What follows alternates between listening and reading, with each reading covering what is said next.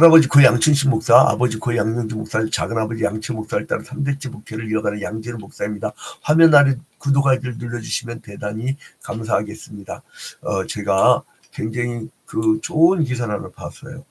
제가 별로 그렇게 썩 좋아하지 않는 시민인데 그 조선일보에 나와 있는 그 기사 내용인데요.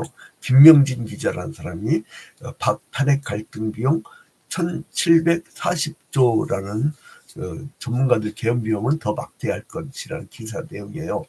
그래서 이제 이 기사의 내용에 의하면은 사회적 갈등 비용에 대한 연구들을 한 사람들에 대한 그것을 모집을 한 건데 뭐냐면은 이제 한국의 사회 갈등 비용이요 계엄 탄핵 이전에도요 그 연간 80조 원이었다고 합니다. 그러니까 전문가들은 해방 정국을 연락시킬 만큼 극단적 사회 분열을 야기한 계엄 탄핵 이후의 갈등 비용은 이전과 비슷할 정도로 엄청나게 불어났을 거라는 거예요.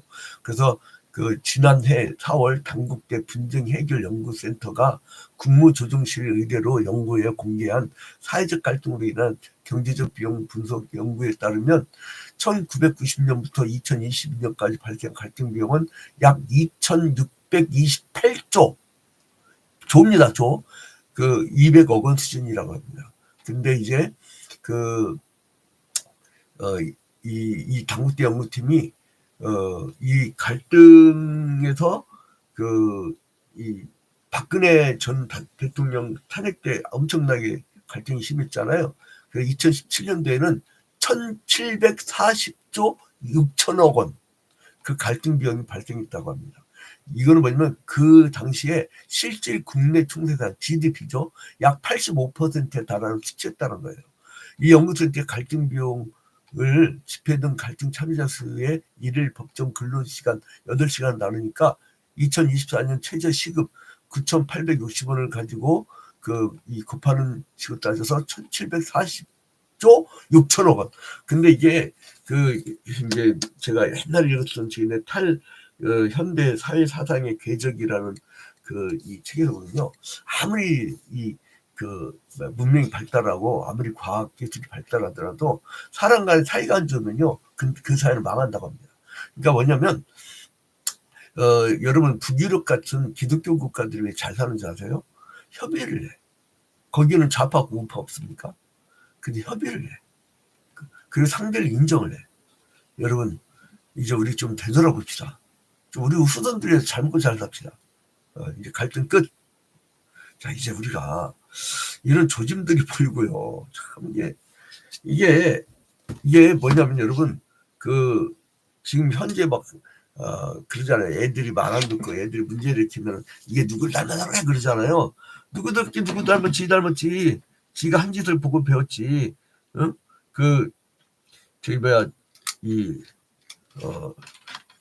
초등학생들이 반장 선거할 때 그랬다며요. 얘가 이제 새 학기가 됐으니까 반장 뽑자고 그러니까 저놈은 떡볶이집 가게 쪽 라인이니까 쟤는 어차피 탄핵시킬 거니까 쟤하고는 못 논다고. 그래가지고 애들이 결국 막 쌍판이 벌어지면서 뭐라면은 여의도에서도 그런데 그래서 여주에서 그런데 있잖아요.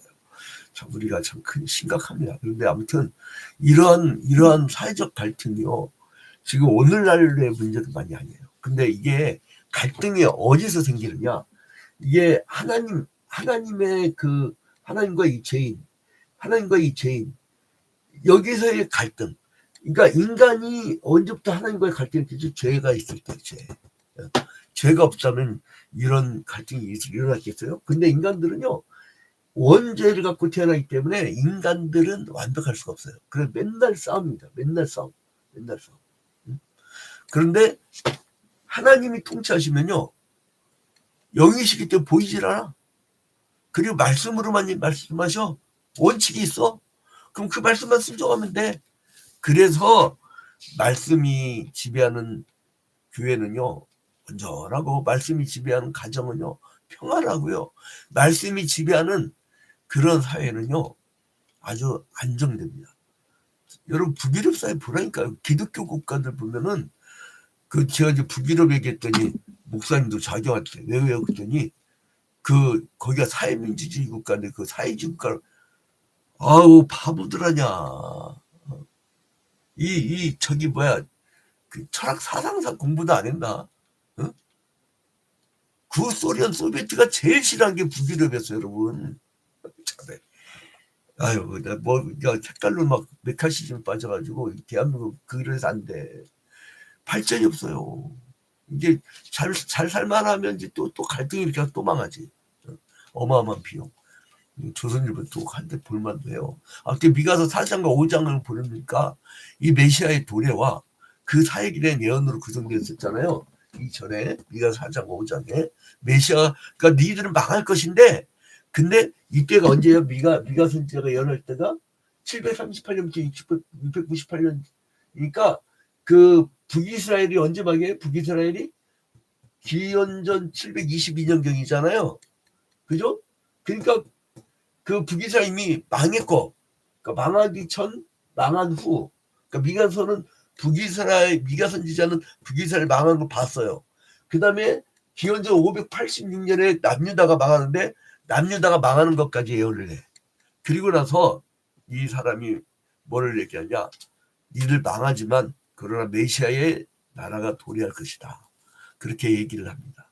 근데 이 예언은 그 범위가 만물의 마지막으로 확대되어 가고 있어요. 그래서 이제 미가는요, 죄와 심판과 구원을 통해서 만물의 마지막에 이르할 것이라고 이 예수 재림 후에까지 바라보는 거예요. 이 4장과 5장에서 미가는 백성들의 죄와 여호와의 백성들 간의 분쟁 그리고 여호와의 심판에 관해서 기도를 했지요. 그 백성들 결국 회개하고 약속된 축복을 받게 될 것이라고 하는 결론을 내리고 있어요. 그게 누굴 통해서? 남은 자. 어? 여러분 우리가 왜 이 새벽 미명에 매일같이 성경 한 장씩 말씀을 듣죠? 하나님 말씀을 들어야 우리가 살고 말씀을 듣는 사람들은 미래를 알게 되니까. 자 여러분 봐봐요. 1절 너희는 여호와의 말씀을 들을지어다. 근본 처방이 나왔네. 어? 뭐 때문에 문제가 생긴 거예요? 하나님의 말씀을 인간들이 듣지 않을 때부터 죄가 생긴 거예요. 여러분 성경에서 십계명이 언제 여러분 죄지라고 가르칩니까? 어? 죄짓지 말라고 가르치잖아요. 그게 말씀이에요. 근데 여기도 좀 다릅니다. 여지껏 말씀 그러면 따바르 있잖아요. 따바르. 근데 여기는 희한하게요. 히브리어로 6장 1절에서는 너희는 여호와의 말씀을 들을지어다 할 때 여기서 아마르야. 근데 이 따바르는 뭐냐면 미래에 생길 그 사태에 대한 경고를 한 것이 따바르고 아마르는 지금. 니들은 지금 여호와의 말씀을 들잖아. 너는 일어나서 산을 향하여 변론하여 작은 산들이 네 목소리를 듣게 하라 하셨나니 너희 산들과 땅의 경관 지대들아 너희는 여호와의 변론을 들으라. 하나님이 왜 들으란 거예요? 우리가 변론하려고. 여러분 인간이 원지 들어오기 전에 에덴 동산에 뭐가 있었어요? 하나님과 대화가 있었어요. 응? 그리고 타락한 직후까지 에덴 동산에 쫓겨나기 직전까지 아담아 내가 어디 있느냐. 하나님이 아담과 대화하시려고 하잖아요. 근데 인간은 도망가려고 그래. 숨으려고 그래. 근데 미가 선지자는요. 그 여호와를 옹호하는 그 검사로 등장해요. 이 검사는 어쨌든 간에 의로운 편에 속해야 돼. 피의자는 어떻게든 집어넣으려고 해야 된다고. 근데 우리나라는 좀 힘과 권력이 있으면 어떻게든 탈옥시키더만 검사가. 근데 아무튼 이 산과 작은 산, 그러니까 아마 이게 불변한 정의의 상징인 것 같아요. 너희 산들과 땅의 경관지대들, 그러니까 변함없이 된다는 거예요. 변함없이 된다는 거예요. 정의는 상황에 따라 이리 됐다가 저리 됐다가 그건 정의가 아니야. 여러분 사람들 간에 이루어질 반듯한 뜻은 정의고 하나님이 인간 사회를 향해서 요구하시는 것은 의예요. 그러니까 인간이 이루어가는 게 정의고 하나님이 이루기를 원하는 것은 공의인데 공의를 알아야 정의가 있습니다. 왜냐하면 하나님 말씀은 변함이 없거든. 창조 이래로 니들 절대 탐욕하지 말았잖아요. 그러니까 선악과의 이 힘이 뭐였어요? 보암직도 하고 먹음직도 한. 그게 뭐예요? 탐욕이잖아. 탐욕. 하나님이 탐욕 가질까봐 못 먹게 한 거예요. 그 탐욕이 들어오는 바람에 하나님 나라도 점령했지만 그뿐만이에요. 탐욕 가지니까 그 형제간에도 첫 번째 인류의 가정이요. 형제간을 죽였다니까. 그래서 작은 산과 그 이 산을 얘기하는 것은 이거는 뭐냐면 불변한 정의의 상징을 얘기해요. 그러니까 법정과 판사들로 등장한 거예요. 여러분 우리나라 같은 그런 판사와 검사를 생각하시면 안 돼요. 헷갈려 그러면 괜히 성경을 오해해. 우리나라 같은 검사 판사를 생각하지 마시고 지금 저쪽 헌법재판소에 앉아갖고 사회적 갈등 비용만 계속 높이고 저 사람들한테는 1인당 한 1,000억씩 물려야 돼. 그러면 아마 저것들 저렇게 정치에 휩쓸리고 왜 정치에 휩쓸립니까? 법이나 또 특히나 이 하나님의 공의를 가르치는 인간들. 나 이 인간들 있잖아요. 내가 그 이번에 기사를 준비하고 있는데 하나 크게 고발할 거야. 이 시대를 향해서. 지금 어느 기간이야? 사순절 기간이야. 목사들이 저 광장에 나가고 개소리 할 때냐고 지금. 기독교의 가장 핵심이 예수 그리스도의 십자가 부활의 복음의 본질이에요. 사순절 기간에 무슨 놈의 난 다음 주부터 저기 뭐야 이 약속도 다 지금 취소해 나가고 그런데 고난주간 준비 들어가야 되니까 사순절이 예비 준비지만 고난주간 본격적으로 그 우리의 핵심적인 날 아닙니까? 그러게 미가 선지자를 통해서 고소를 합니다 막. 근데요 너무나 행복해요. 뭐냐면 하나님 우리 사이끼리 준 거야. 미가서 6장에 보니까 이렇게 망할 남유다와 부딪혀 있지만 미가 선지자를 통해서 이제 미래의 예수 그리스도 이후에 그 새로운 시대를 얘기하게 한 거예요. 얼마나 감사한지 몰라요. 변론하지 우리야. 2절에 여호와의 변론을 들으라. 여호와께서 자기 백성과 변론하시며 이스라엘과 변론하실 것이라. 여러분 오늘날 변론 방식이 있죠. 기도예요. 하나님과 우리가 호흡하면서 서로 주거니 받거니. 너희는 들을지 않아. 아니 듣는다는 게 뭐예요? 순종이에요.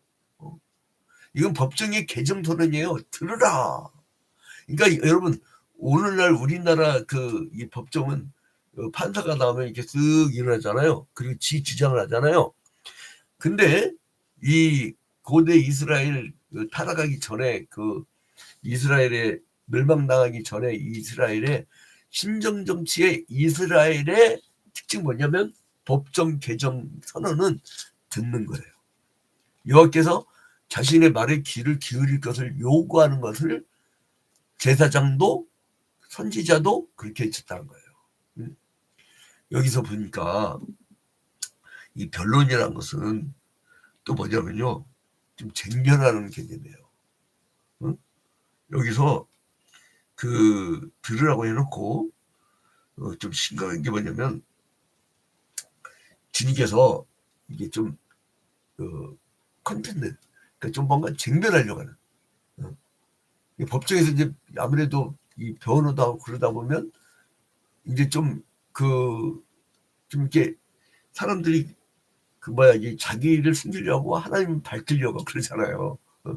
아무튼 이제 하나님의 자비와 사랑의 근거에서 이스라엘에게 회개를 촉구해. 여러분 회개하고 돌아오면요 다 용서하십니다. 그리고 난 천국에 못 갈 텐데 그러더라고요. 천국 갈 수 있어요. 회개만 하면 돼. 간단한 기독교가 얼마나 간단한데. 자 그래서 메시아 왕국의 백성으로서 합당한 공의를 실현할 것을 요구합니다. 그래서 8절에 뭐라고 합니까? 8절에 사람아 주께서 선한 것이 무엇임을 내게 보이셨나니 여호와께서 내게 구하시는 것은 오직 정의를 행하며 인자를 사랑하며 겸손하게 내 하나님과 함께 행하는 것이 아니냐. 주께서 선한 것이 무엇임을 보였어요. 뭐냐면 내게 구하는 것은 오직 정의를 행하는 거래요. 그리고 재밌는 게 뭐냐면 점점 가면서 뭐라면 네가 그 불의한 재물을 그 갖다 바치면서 어떻게 제사를 드린다고 하냐. 나 있잖아. 너 그런 제사 안 받아. 그러면서 주께서 선한 것이 무엇임을 내게 보이셨나니 여호와께서 내게 구하시는 것은 오직 정의를 행하며 인자를 사랑하며 겸손하게 내 하나님과 함께 행하는 것이 아니냐. 그 과거 역사를 회상하면서 이스라엘 신중의 당위성을 증명하신 후에 이를 근거로 이스라엘 백성들에게 형식적 종교 행위를 버리고 참된 공의의 실현과 신앙적 삶을 위해서 살으라고 그렇게 가르칩니다. 야, 이게 참 얼마나 무서운 얘기예요. 네가 6절부터 7절 보면 네가 뭘 갖다 바치려고 하느냐. 갖다 바치는 것도 싫으시대. 제발 싸우지 말라는 거예요. 정의 좀 세우자는 거예요. 여러분 9절부터 16절은 어떤 내용인가 하니 이건 뭐냐면요. 이스라엘의 하나님의 하나님의 공의, 선함 이것을 구현하라. 이건 전혀 보이지 않는다 도대체. 그래서 이제 니들 이스라엘한테 내가 심판을 내릴 터인데 심판이 다가오기 전에 회개하라 이거예요. 여러분 얼마나 감사합니까? 우리에게 이렇게 경고를 줬으니 제가 이렇게 점잖게 완곡하게 철학적으로 쭉 진도하면서 이렇게 목사님들한테 얘기했더니 못 알아들어. 그래서 개소리 한다고 했더니 그때 좀 알아듣대. 왜 있잖아 이게 막된 사람한테 막되게 얘기하고 좀 이렇게 그 교양 있는 사람들도 그게 현장판에서 그렇거든. 현장판에도 굉장히 사람들이 교양 있는 사람들이 있어요. 그러면은 점잖게 얘기해도 말 잘 서로 대화가 잘 통해요. 근데 이게 막대기 돼야 알아듣는 사람들이 있어요. 그 분노 조절장애 같은 사람들. 그러니까 그럴 경우는 이게 하나님이 왜 이렇게 말씀하셨나 했더니 그렇게 알아들으니까. 여러분 우리 오늘 결론 내립시다. 하나님이 싸납게 나오기 전에 우리가 회개하고 돌이키는 가정, 돌이키는 사업처, 돌이키는 사회, 돌이키는 국가와 민족이 됩시다. 그래서 이제 우리 모든 사람들한테 우리 회개하고 돌아가자. 그리고 갈등 일으키지 말자. 정의를 실현하자. 공의를 실현하자. 이렇게 서로 다독거리는 여러분이 되시기를 주님의 이름으로 축원드립니다.